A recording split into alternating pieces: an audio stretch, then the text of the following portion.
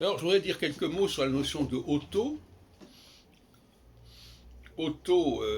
L'autonomie, l'autorité, ça vient du grec auto, veut dire soi-même, enfin, bon, le self si on veut. Et bon, c'est pas simplement l'automobile qui elle-même doit être capable de se bouger par elle-même, si on peut dire. C'est-à-dire sans l'aide d'un cheval qui la tirerait comme l'hippomobile. L'automobile remplace l'hippomobile. Et dans les textes de Genèse que je suis en train d'étudier, qui datent d'il y a 45 ans, je parle beaucoup de l'autonomie. Perdre son autonomie.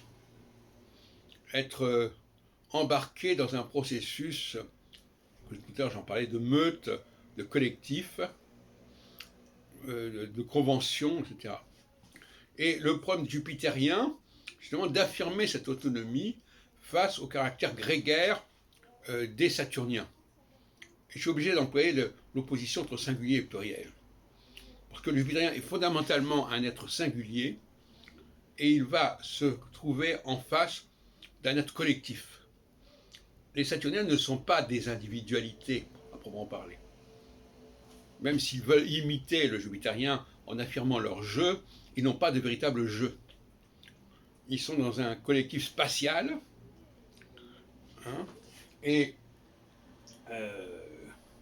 alors que le jupitérien est dans une temporalité qui peut d'ailleurs être collective, puisque l'histoire des sciences, c'est aussi l'histoire d'un certain nombre de chercheurs qui se passent relais.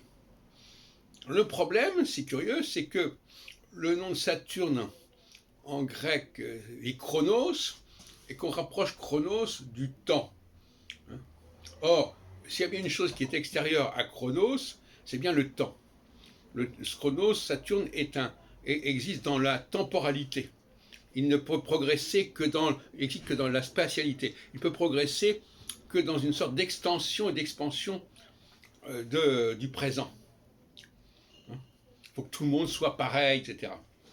Il ne perçoit pas la dynamique de temporalité.